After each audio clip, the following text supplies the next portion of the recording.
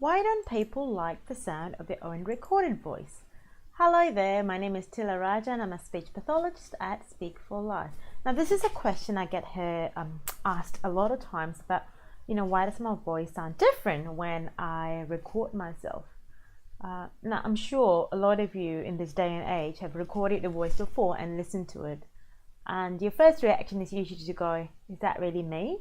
I don't sound like that, and why do I sound so high-pitched? Usually those are the main comments that people give me when they listen to themselves speak. The reason lies on how we actually hear ourselves speak and how we produce our sounds, right? So how do we produce speech? So first, what happens is we take in a breath, the sound passes by our vocal cords. With the vocal cords, they vibrate and then they produce sound. So the air vibrates, and then it produces sound. The length of the vocal cords and the amount that they vibrate, which is a frequency of vibration, determines your pitch. An interesting fact for you is for males, the pitch, that means how many times the vocal cords vibrate, is about 80 to 130 times a minute. And for females, the vocal cords vibrate about 180 to 220 times a minute, which is why we sound a lot more higher pitched than our male counterparts. But that's how sound is produced. When the sound gets vibrated over vocal cords, it travels up to our oral cavity and our nasal cavity, and hence our lips, jaw, and our tongue formulate how we speak. So they give us our speech, whichever language you speak, that's how you say those words. So when we hear our own voice, though, when we're recording it, so when we speak and we hear without recording it, we hear it through our inner ear. So the sound vibrates through our inner ear as well as our skull. And this is bone conduction as well as air conduction. So you speak it and you can hear it through the air, and it vibrates in your skull. So it lowers your pitch, or you think your pitch is lower. So this gives us the impression that our voice is lower in pitch than it is. So when it's recorded and you're listening back to it, and listening back to a video you made, or an audio, a podcast, whatever you've been on, and then you go, is that my voice? And that is really your voice. It is just a lot more higher pitched because that's how other people hear you.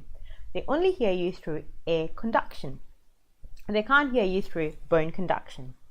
Okay, so I hope that's clear.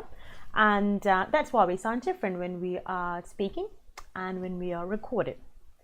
Now, if you're really unhappy with the way you speak, or you think, look, I really don't like the way I sound, which makes a lot of us. I have moments and I listen back to my recording and I go, oh my God, I really sounded like that. So 3 things you can do when you're unhappy with the way you sound. The first is to identify what you're not happy with in the way you sound, right? So have a bit of a fun. Describe your voice like you're describing a person. So, I've got my clients describing their voice, and sometimes they go, my voice sounds really tired, my voice sounds not confident, my voice sounds flat, my voice sounds monotonous, or my voice sounds really whiny or nasal, whatever it is. Have a listen to your voice and just go, now, how do I think I sound? If my voice was a person, how do I think they sound like? That's a very important thought, because it makes you aware of what you don't like about it. And awareness is always very important, and it's the first step to change. So have a listen and determine what about your voice actually annoys you. If it doesn't annoy you, then great. Number 2 is breathing. Deep breath for me. You'll be surprised how simple breathing exercises can do a world of difference to how the way you sound.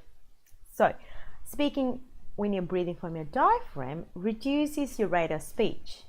Also, it helps you sound more resonant and sound more control in your speech than if you're just taking lots of breath in your chest and speaking really fast or tensing things. So you want to really work on your breathing if you're especially about to record yourself or go on a webinar, YouTube, podcast, whatever digital media you choose. So always practice a bit of diaphragmatic breathing if you can. Third tip is vocal warm-up exercises. I think in my previous video I've done a lot on that, like 10 exercises you can do. Pick and choose which one you want to do if you're just having not much time to do. Because just like how if you warm up before you go for a run, it's the same as warming up before you talk. It really changes the way your vocal cords behave, your articulators behave, and how your speech sounds, right? And there's one exercise that I think I must have spoken about, but I'll talk about again. It's called the yawn sigh. So we all know how to take a yawn, like a proper yawn, the most authentic yawn that you can imagine. So open your mouth, have a big yawn, have a big stretch like you do when you're getting out of bed in the morning. So you're feeling nice and relaxed, right? So make sure your jaw is nice and open when you yawn. A baby yawn doesn't do much because you want to aim for the jaw opening, nice and relaxed. As you inhale and exhale in your yawn, you want to pause for a minute and go, letting everything kind of drop. Okay? So you want to have a yawn, a pause, and an exhalation. What you're aiming for is you want to feel a nice open pathway in your throat.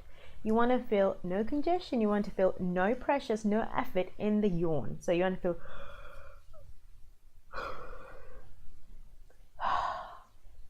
like that.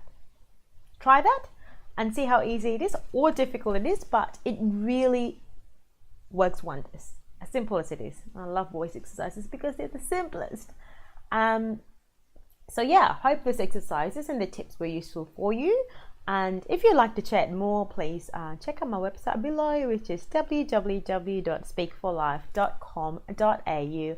Flick me an email, we can do a Skype chat or face-to-face. And if you like this video, share it, comment on it, and yeah, I look forward to talking to all of you guys more.